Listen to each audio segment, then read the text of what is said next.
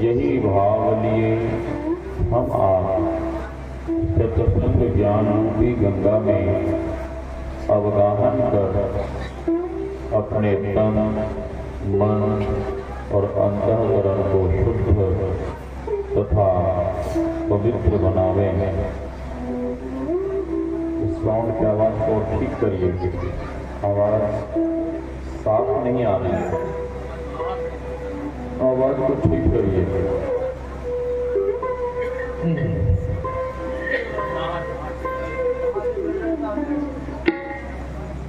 अभी हम आप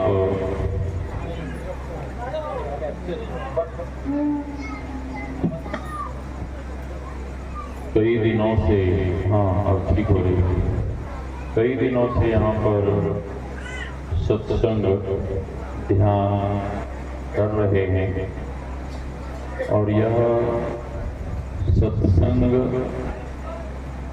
संत महापुरुषों का सानिध्य, उनका दर्शन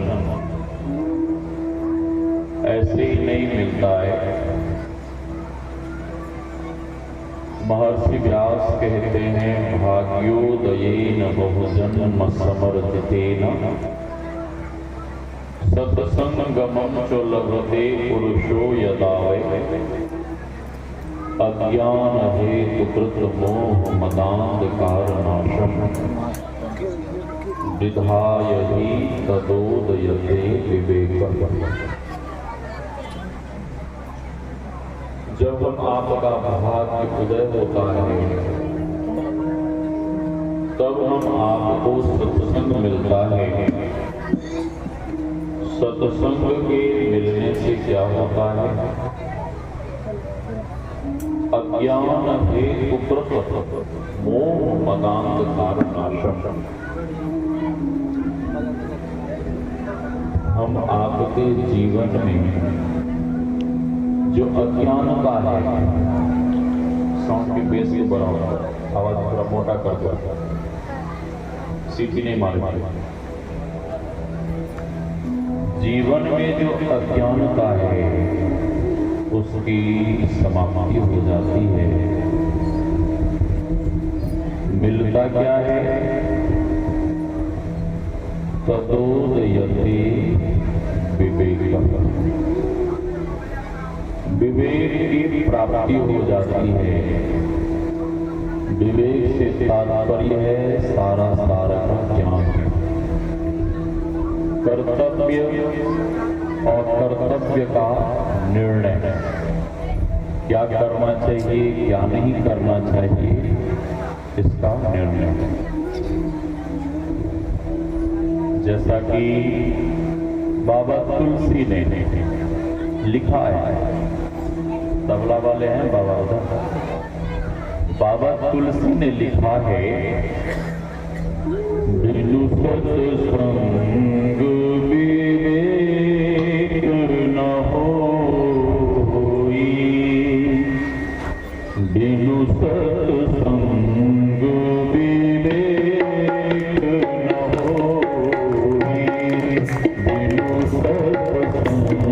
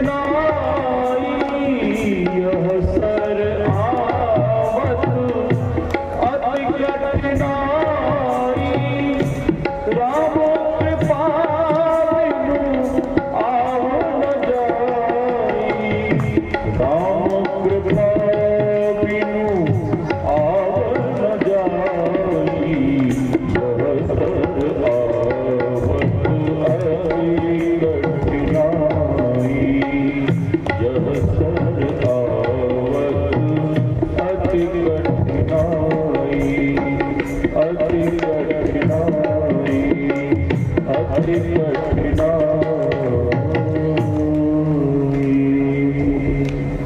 बाबा तुलसी कहते हैं यह अवसर बड़ी कठिनता से, और हमारे गुरुदेव कहते हैं यह अवसर कठिनता से तो आता ही है, लेकिन इस अवसर को हाथ से न जाने देंगे। जब हम लोग आए थे यहाँ आदरणीय महेश्वर बाबा के साथ, यहाँ बहुत बड़ी वो मच्छरदानी लगी हुई थी, मच्छरदानी, और लाइट भी कम थी यहाँ पे। मैंने गौर से देखा तो गुरु महाराज के बहुत सारे भक्तगण, माताएं, बहनें, सभी लोग एक साथ बैठ कर ध्यान कर रहे हैं। मुझे बहुत अच्छा लगा, क्योंकि जीवन का जो परम लाभ है, निज कार्य, हम आपका जो निज कार्य है, निज काम है, यही ध्यान, भजन, सत्संग। हमारे गुरुदेव कहते हैं नित्य प्रति सत्संग कर ले प्यारा। जो नित्य प्रति सत्संग करते हैं, ध्यान करते हैं, गुरुदेव कहते हैं if you people doing satsang regularly then all your work will be accomplished. जो रेगुलरली प्रेयर करेंगे, मेडिटेशन करेंगे, सत्संग करेंगे, हमारे गुरुदेव कहते हैं कि उसके बिगड़े हुए कार्य भी बन जाएंगे, सवर जाएंगे। संत महापुरुष कहते हैं सत्संग लागी रहो रे भाई, तेरी बिगड़ी बात बनी जाए। जो अपने आप को सत्संग से जोड़ कर रखते हैं, जिन्होंने अपने जीवन में सत्संग को स्थान दिया, जो नित्य नियमित रूप से सत्संग ध्यान करते हैं, संत महापुरुष कहते हैं तेरी बिगड़ी बात बनी जाएगी। हम लोग एक बार मुरौत में, उधर कापुरद्वारा की तरफ में मुरौत फील्ड में बहुत बड़ा आयोजन था, हजारों लोग आए थे। एक लड़के को मैंने सुबह मैंने फोन किया, और वो लड़का आया। ठंडी थी, बहुत भीषण ठंडी। वो लड़का जैसे ही मेरे पास आया तो बड़ा खुश, प्रसन्न। मैंने कहा अरे भाई, इतनी ठंडी में मैंने तुझे फोन किया, वो भोर में, और तू पैदल पैदल ठंडी में आ गया यहाँ मेरे पास तक। लगभग ½ किलोमीटर के दूरी पे मैं था। इतने खुश कैसे हो? उस नवयुवक ने कहा कि महाराज, खेत में मशीन रखी हुई थी, सिंचाई वाली मशीन, और उसकी चोरी हो गई संध्या के समय, और रात्रि में पूरे गांव में मैं ढूंढा। मैंने फिर कहा कि खुश कैसे हो, प्रसन्न कैसे हो, मैं वो पूछ रहा हूं। वह नवयुवक कहता है कि जब आपका कॉल गया और मैं जैसे ही घर से निकला तो कोहरे में हमें रास्ता ठीक से दिख नहीं रहा था, और इतना कोहरा कि मैं मार्ग भूल गया। आने का उधर से तो मैं दूसरे तरफ से जाने लगा, और परिणाम यह हुआ, मार्ग भ्रमित होने पर जिस रास्ते से मैं आ रहा था, भटकते हुए, घूमते हुए, गुरु महाराज की ऐसी कृपा भई, उसी रास्ते में वो मेरी खोई हुई चोरी की मशीन उसी रास्ते में। नवयुवक ने कहा इसीलिए मैं खुश हूँ, जिसके लिए रात भर हम भाई सब मिलकर ढूंढते रहे, सबके घर में छानते रहे, ऐसे नहीं था। तो संत महापुरुष कहते हैं कि जो अपने आप को संत और सत्संग से जोड़ कर रखते हैं, जुड़ कर रहते हैं, उसके बिगड़े हुए कार्य भी बन जाते हैं। रानीगंज के पास एक परसाहाट गांव है, वहाँ के बहुत बड़े श्रद्धालु गुरु महाराज के भक्त हुए। उनका नाम प्रोफेसर शिवनारायण प्रसाद यादव। तो शरीर में नहीं है, उनकी धर्म पत्नी है।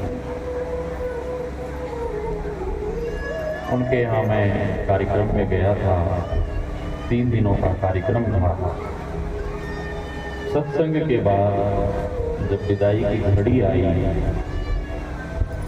तो विदाई के समय वे लोग अपने घर ले गए, और जब घर ले गए उनकी बूढ़ी माँ हाथ जोड़कर खड़ी थी, प्रणाम की खड़ी थी। मैंने पूछा, माता जी आप कुछ कहना चाहती हैं क्या? माता जी कहती हैं कि हाँ मैं कुछ कहना चाहती हूँ, कहिए। माता जी हाथ जोड़कर अपने जीवन की घटना सुनाने लगी। माता जी कहती हैं कि बाबा, हम और हमारे पतिदेव प्रोफेसर साहब गुरु जयंती के पावन सु अवसर पर ये दोनों, उस समय छोटी छोटी बच्ची थी, इन दोनों बच्चियों को लेकर हम लोग कुप्पा घाट गए गुरुदेव के दर्शन करने।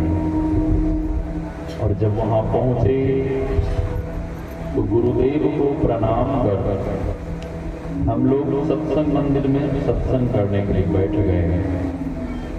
उसमें से जो बड़ी बच्ची थी वो कहती है कि मम्मी मम्मी सत्संग में ऐसे नहीं बैठना चाहिए, सत्संग में स्नान कर पवित्र होकर बैठना चाहिए। उस बच्चे की माँ कहती है, अरे पगली, गंगा स्नान करने से तो शरीर पवित्र होता है, लेकिन सत्संग करने से तो तन मन अंतःकरण सब शुद्ध हो जाता है, पवित्र होता है। तो दोनों बच्चियों का मन सत्संग में नहीं लगा, वो खेलने के लिए निकल गई। गंगा जी के तट पर गंगा जी में प्रविष्ट होकर जल क्रीड़ा करने लगी, खेलने लगी। और गंगा जी में खेलती हुई बड़ी बहन गंगा जी के बहाव में बहने लगी, डूबने लगी। जब डूबने लगी तो छोटी बहन बचाने का प्रयास करती है, लेकिन असफल रही। और वो छोटी बच्ची दौड़कर मम्मी पापा के पास गई। मम्मी मम्मी दीदी डूब गई, पापा पापा दीदी डूब गई। उसकी माँ घबराई। माँ कहती है कि देखिए, चलिए, मेरी छोटी बेटी क्या कह रही, बड़ी बेटी डूब गई। प्रोफेसर साहब कहते हैं, यदि मेरी बेटी डूब गई तो मैं उसे जाकर भी नहीं बचा पाऊंगा। और गुरुदेव के ज्ञान को छोड़ कर गया, सत्संग को छोड़ कर गया, गुरुदेव के उपदेश ज्ञान को छोड़ कर गया, तो मैं स्वयं इस भवसागर में डूब जाऊं। पत्नी नाराज हुई। पत्नी कहती है कि आपका हृदय पत्थर का है क्या? मेरी बेटी डूब गई और आपको सत्संग का पड़ा है। अरे बच्चा, बेस बढ़ाओ, बॉक्स का बेस बढ़ाओ, थोड़ी सी आवाज है, हल्की सी बढ़ाना, सीटी नहीं मारेगा। पत्नी नाराज हुई और प्रोफेसर साहब आंख बंद कर सत्संग सुनते रहे। सत्संग सुनते रहे। उधर जो बच्ची गंगा जी में डूब रही थी, कभी जल के भीतर, कभी थोड़ा ऊपर, डूबने वालों के साथ प्रारंभ में ऐसा होता था। उस बच्ची को जब लगा कि अब मैं नहीं बच पाऊंगी, तो दोनों हाथ ऊपर उठा दी और कहने लगी, हे गुरु महाराज हमें बचा लीजिए, हे गुरु महाराज हमें बचा लीजिए, हे गुरु महाराज हमें बचा लीजिए। और पुकार करती हुई बच्ची सीधे गंगा जी में। क्या गुरुदेव भक्त की पुकार नहीं सुनते थे? बाबा, क्या गुरुदेव अपने शिष्य की पुकार नहीं सुनते हैं? सुनते हैं। चाहे बिहार के लोग पुकारे, चाहे पंजाब के लोग पुकारे, चाहे विदेश के लोग पुकारे, जहां कहीं भी शिष्यों ने, भक्तों ने अपने गुरुदेव भगवान को पुकारा, गुरुदेव भगवान प्रत्यक्ष या अप्रत्यक्ष रूप में अपने शिष्यों की, भक्तों की रक्षा। मैं पहली बार हांगकांग गया था। सिंगापुर में एक माता जी जापान से मेरे लिए कपड़े मंगवाई, कपड़े दी, वही कपड़े पहनकर मैं गया था। उस कपड़े का कलर थोड़ा इस टाइप का था, जो गुरु महाराज के आसन है ना, ये तकिया देख रहे हैं ना, इसी टाइप का था। और इस टाइप के कपड़े बुद्धिस्ट सन्यासी पहनते हैं, बुद्धिस्ट लोग। अब वो शौक से दी तो सन्यासी का ही कपड़ा था, मैंने पहन लिया। वहां के ऑफिसर को संशय हुआ कि लगता है कि ये बुद्धिस्ट सन्यासी है। अब बुद्धिस्ट लोगों को देखना नहीं चाहता है।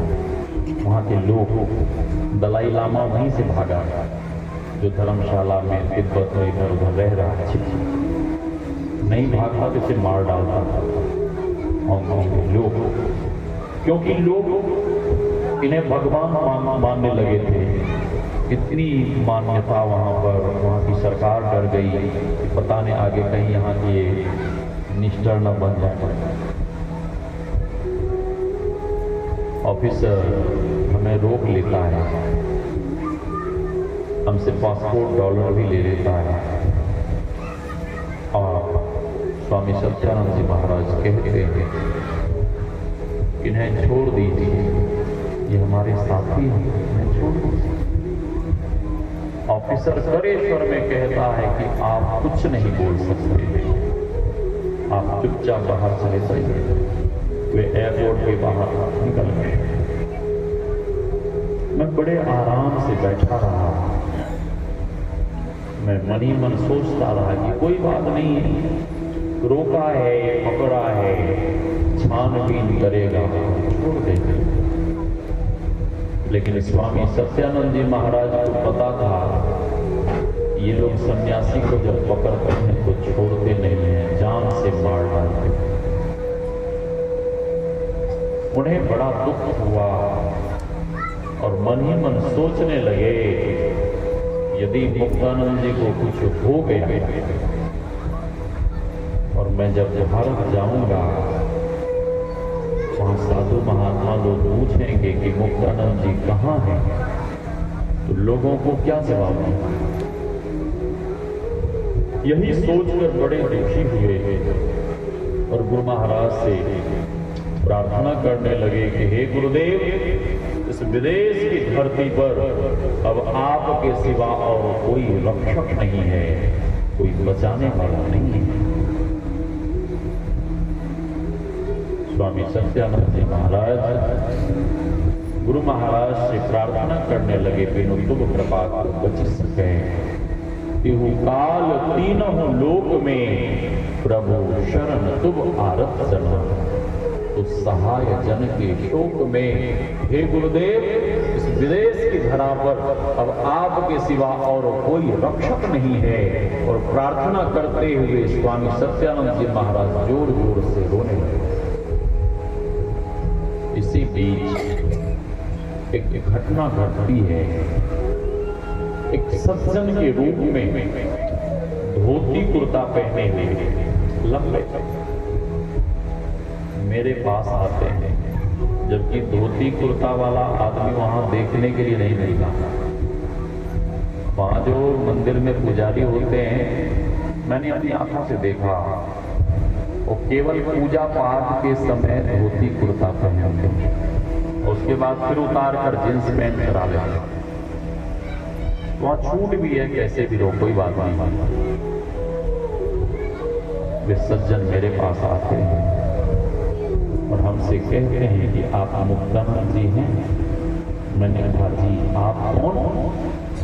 अपना कोई परिचय नहीं देते हुए हमसे कहते हैं कि आप चिंता मत करिए, अभी मैं ऑफिसर को बुलाता हूँ। वे अपने से गए और ऑफिसर को बुलाकर मेरे पास लाए। सभी लोग चेयर पर बैठे और हमसे बिना कुछ पूछे वे सज्जन के रूप में जो आए थे ऑफिसर को सब कुछ बताने लगे। ये लोग वैदिक सनातन धर्मी हैं, ये लोग धर्म के प्रचार के लिए आए हैं, इन्हें छोड़ दीजिए। ऑफिसर को सारी बातें समझ में आई और ऑफिसर हमसे कहता है, सॉरी स्वामी जी, हमसे गलती हो गई, मैंने संदेहवश आपको पकड़ लिया, ये लीजिए अपना पासपोर्ट और डॉलर, और आप उधर से घूम कर चले जाइए। आपके साथी आपके स्वामी सत्यानंद जी महाराज बाहर खड़े हैं। मैंने कहा ठीक है। मैं तो घूम कर जा रहा था और वो ऑफिसर और वे जो सज्जन के रूप में आए थे वो बिल्कुल शॉर्टकट रास्ते से तुरंत तो स्वामी जी के पास पहुंच गए और स्वामी जी से कहते हैं कि आप स्वामी सत्यानंद जी हैं? उन्होंने कहा जी हाँ। आप कौन? वहां भी अपना कोई परिचय नहीं देते हुए कहते हैं कि आप चिंता मत करिए, आपके साथी स्वामी मुक्तानंद जी को मैंने छोड़ दिया या छुड़वा दिया है, वे आ रहे हैं, वे आ रहे हैं। इतने में ही ऑफिसर स्वामी जी से क्षमा मांगता है, कहता है सो सॉरी स्वामी जी, हमसे गलती हो गई, मैंने संदेहवश आपके साथी को पकड़ लिया था।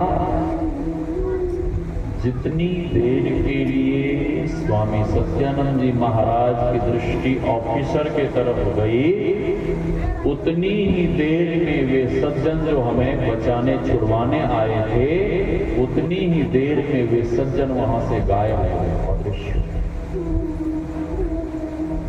मैं पहुंचा, मैं जब पहुंचा, स्वामी जी का रोया रोया चेहरा, वे हमसे पूछते हैं कि आपके पास जो सज्जन गए थे क्या आप उन्हें पहचानते थे? मैंने कहा नहीं। मैंने कहा कि मैं तो यह समझ रहा था कि आपका भेजा हुआ कोई भक्त होगा। उन्होंने कहा नहीं, मैंने किसी भक्त को नहीं भेजा था, मैं तो उन्हें पहचानता भी नहीं था। मैंने कहा कि वो तो हमसे बिना कुछ पूछे आपके बारे में ऑफिसर को सब कुछ बता रहे थे। और ऐसा जैसे ही मैंने कहा, स्वामी सत्यानंद जी महाराज और जोर जोर से रोने लगे। मैंने कहा कि आप रो क्यों रहे हैं? उन्होंने रोते हुए कहा कि आपके पास कुर्सी पर बैठे रहे, आपने उन्हें पहचाना नहीं। मेरे पास आकर खड़े रहे, मैं उनका चरण स्पर्श तक नहीं कर पाया। मैंने पूछा कौन थे? उन्होंने रोते हुए कहा कि अभी तक आप समझ नहीं पाए। मैंने कहा नहीं। वे रोते हुए कहते हैं कि वे सज्जन के रूप में आपकी रक्षा के लिए मेरी प्रार्थना सुन, मेरी आर्त पुकार को सुन। आपको बचाने के लिए, आपकी रक्षा के लिए वे सज्जन के रूप में और कोई नहीं, साक्षात गुरु महाराज ही आए।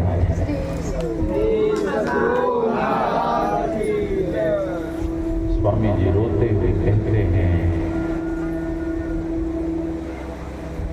इस विदेश की धरा पर गुरुदेव का चरण पर आया, इस धरा को नमन करिए।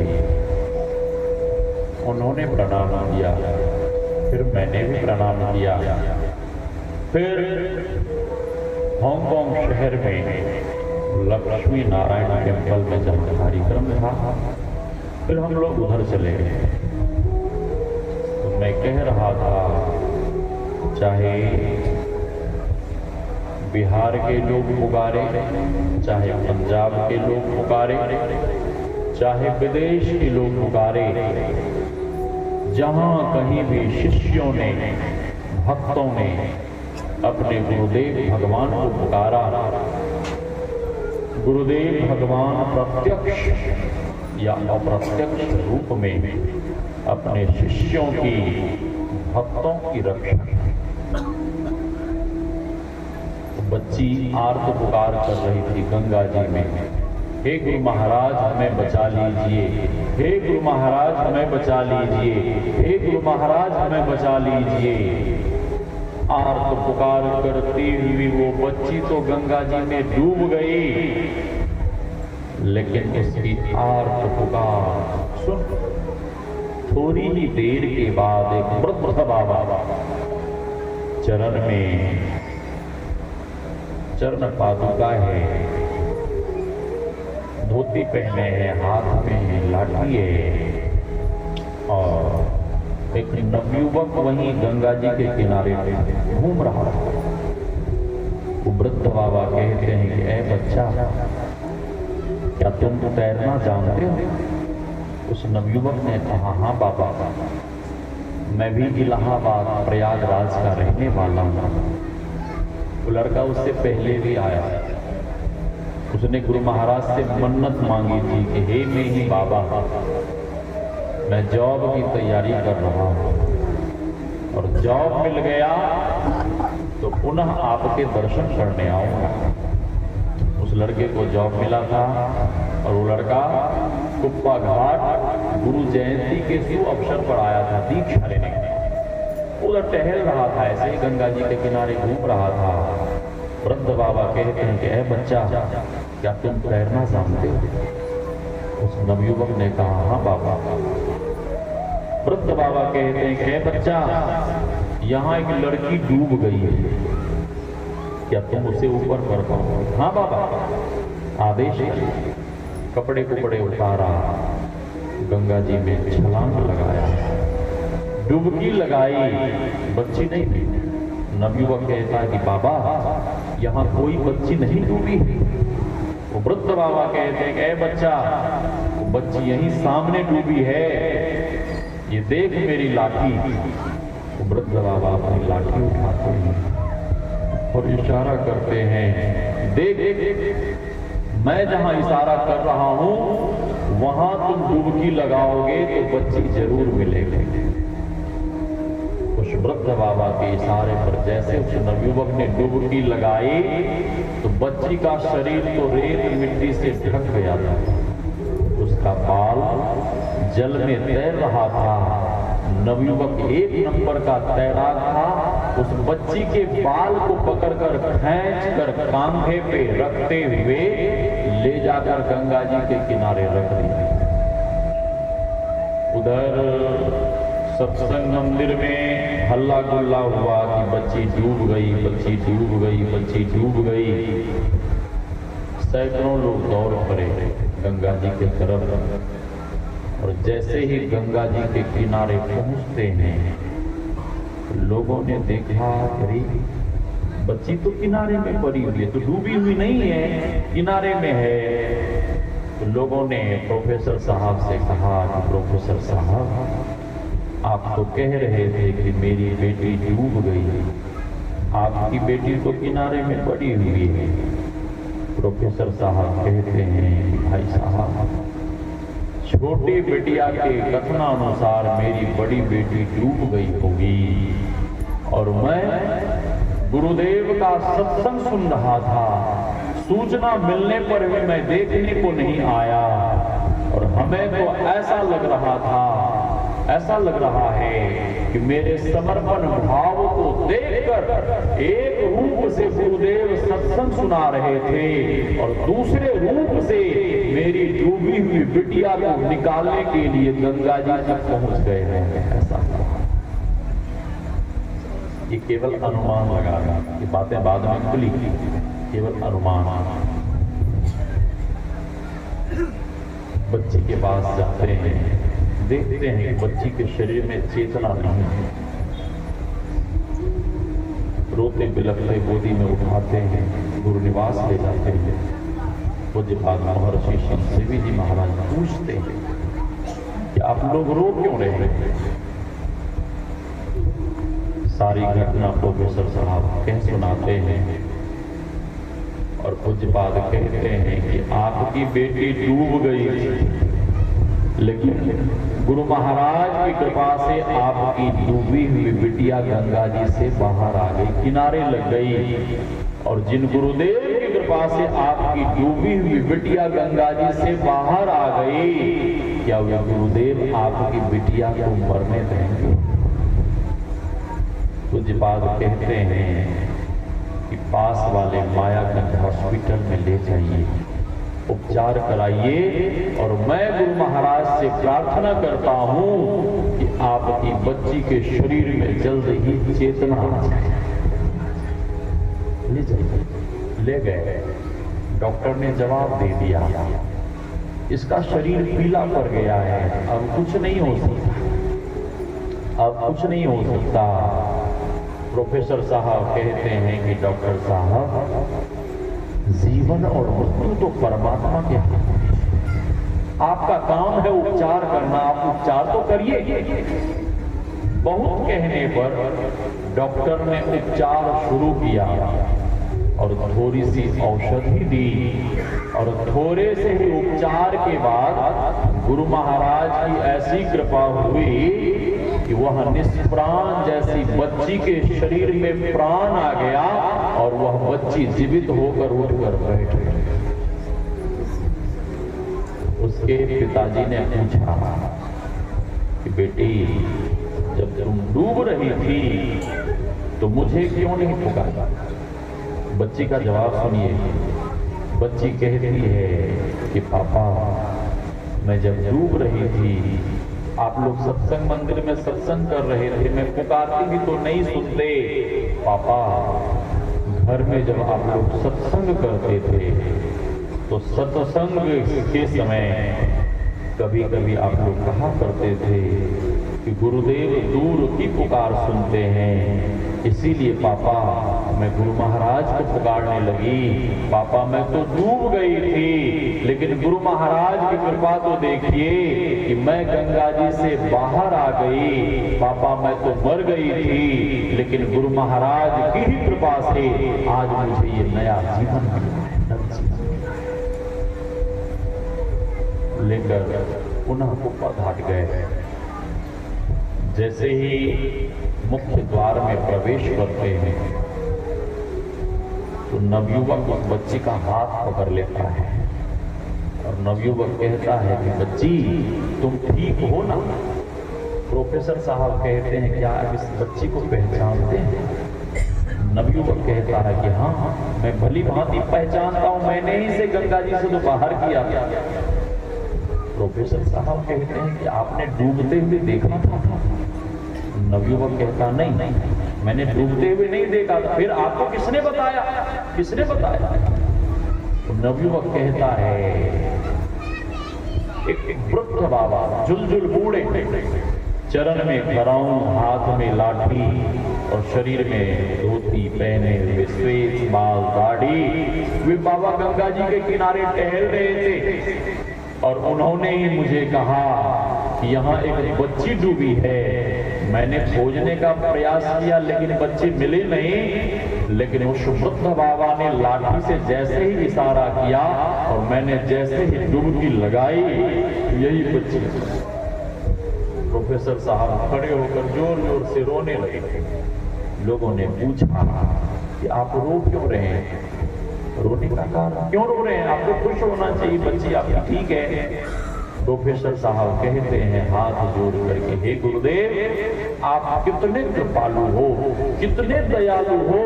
हे गुरुदेव आप एक रूप से सत्संग सुना रहे थे और दूसरे रूप से मेरी डूबी हुई बिटिया को निकालने के लिए गंगा जी तक पहुंच गए। इसीलिए संत महापुरुष कहते हैं सत्संग लागी रहो रे भाई, तेरी बिगड़ी बात बनी जाए। जो अपने आप को संत और सत्संग से जोड़ कर रखते हैं, जुड़ कर रहते हैं, उसके बिगड़े हुए कार्य भी बन जाते हैं। हमारे गुरुदेव कहते हैं धर्म कथा बाहर सत्संगा, अंतर सत्संग ध्यान अभंगा। बाहरी सत्संग करने से हम आप आंतरिक सत्संग के लिए प्रेरित होते हैं। आंतरिक सत्संग क्या है? आंतरिक सत्संग है ध्यान। ध्यान और ध्यान भी बहुत तरह का होता है। बिहार में एक ध्यान फेमस है। एक महात्मा ने एक नवयुवक से पूछा, ए बच्चा तुम ध्यान करते हो? नवयुवक ने कहा कि हाँ बाबा मैं भी ध्यान करता हूँ। दीक्षा लिए हो? नवयुवक ने कहा कि नहीं बाबा हमने दीक्षा नहीं ली है। तो महात्मा ने पूछा जब दीक्षा तुम नहीं लिए हो तो ध्यान कैसे करते हो? किस चीज का ध्यान करते हो? तो लड़का कहता है कि बाबा आप लोग जो ध्यान करते हैं वो वाला हम ध्यान नहीं करते हैं। तो महात्मा ने पूछा कौन वाला ध्यान करते हो? तो लड़का कहता है कि बाबा आप लोगों वाला हम ध्यान नहीं करते। फिर कौन सा ध्यान? तो लड़का कहता है कि बाबा हम लोग दही चूड़ा का ध्यान है। दही चूड़ा का, दही चूड़ा होता है, बहुत ध्यान होता है। हमें भी बहुत जगह लोग ले जाते थे पहले, अब तो नहीं। पहले मैं बिहार में रहता था तो लोग ले जाते थे, अब बहुत कम कभी कभार। तो वो दही चूड़ा के ध्यान से आपका शरीर पुष्ट होगा, आपका मन तृप्त होगा, लेकिन आत्मा को तृप्ति मिलने वाली नहीं है। आत्मा के तृप्ति के लिए, संतुष्टि के लिए आंतरिक साधना करनी चाहिए। और यह आत्मा तब तृप्त होगा जब उस परमात्मा का साक्षात्कार हो जाएगा। तो आंतरिक साधना ध्यान। हमारे गुरुदेव कहते हैं माघ भूखा बाघ काल को मुख पड़ो है बाबरे, होश कर चेतो सवेरे बचो ध्यान के दावरे। काल मुख से निमुख भागो ध्यान के बल भाई रे, ऐसो अवसर होई हो तो रोई हो पछताई रे। रावण कहाँ रहता था? ए बच्चा रावण कहाँ रहता था?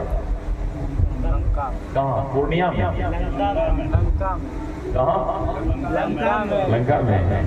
अच्छा, लंका किस चीज से बनी थी? सोना से। सोने की लंका? पक्का? अच्छा, वो लंका कहाँ चली गई? लंका हनुमान जी ने जला के, ठीक है। रावण को सोने की लंका कहीं पे वर्णन आया है कि उसके ससुर ने दिया था, ठीक है।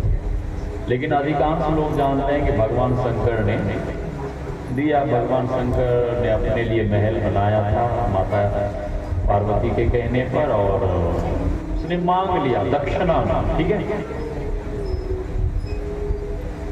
रावण को सोने का नगर मिला था, सोने का नगर मिला था, लेकिन उसका क्या किया? सदुपयोग नहीं किया। क्या किया? दुरुपयोग। सदुपयोग नहीं किया। दुरुपयोग करने के कारण क्या हुआ? सोने की लंका नष्ट हो गई। हनुमान जी ने नष्ट कर दिया, ठीक है। और इतना दुरुपयोग किया कि स्वयं उस लंका को छोड़कर मरकर चला गया। रोता हुआ, पछताता हुआ, हाथ मलता हुआ चला गया। रावण को सोने का नगर मिला है और हम आपको भी सोने का नगर मिला है। क्या है सोने का नगर? हम आपको भी सोने का नगर मिला है। क्या सोने का नगर क्या है? हम आपको भी ये मानव जीवन रूपी एक सुनहरा अवसर मिला है और ये सुनहरा अवसर हम आपने खो दिया तो पछताने और रोने के सिवा कुछ भी हाथ लगने वाला नहीं है। जो साधना नहीं करते, जो ध्यान नहीं करते, सत्संग नहीं करते, भजन नहीं करते, उनको मरने के समय बड़ा दुख होता है। वे रोते हैं कि हाय मैंने कुछ नहीं किया, कुछ नहीं किया, ना भजन कर पाया, ना भक्ति, कुछ नहीं कर पाया। रोना नहीं पड़े, पछताना नहीं पड़े। इसलिए जब ज्ञान हो जाए उसी समय से ध्यान भजन में लग जाना चाहिए। लेकिन आजकल के बच्चे लोग, नवयुवक, युवा पीढ़ी के लोग कहते हैं, युवा पीढ़ी के लोग कहते हैं कि अभी मेरा समय ध्यान भजन सत्संग का नहीं है। जैसा लोग बोलते हैं वैसा मैं बता रहा हूं। युवा पीढ़ी के लोग कहते हैं ये समय तो खाने पीने और मौज मस्ती करने का, ठीक है, ऐसा लोग बोलते हैं।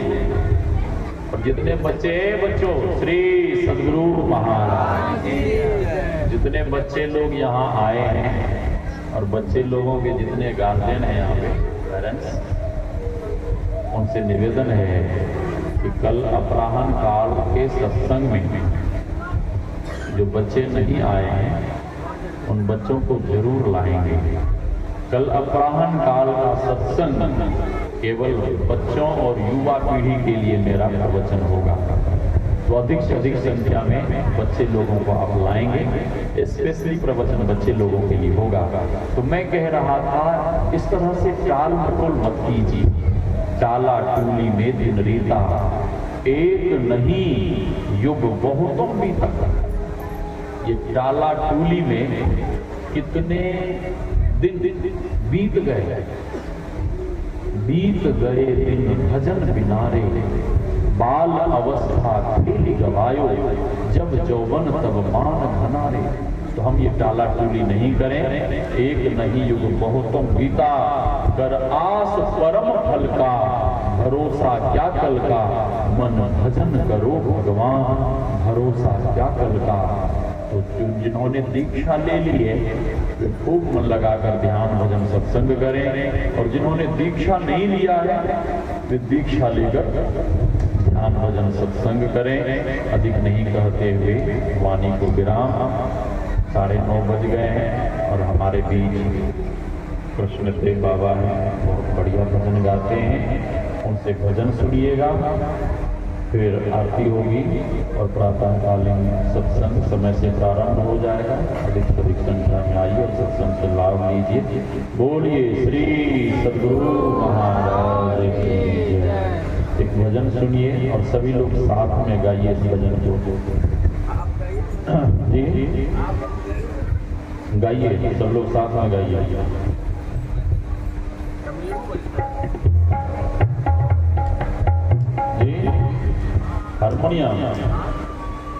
हारमोनियम तो बाबा बजा देंगे, दे दीजिए बस बाबा हारमोनियम। उठा लिया श्री सदगुरु महाराज की।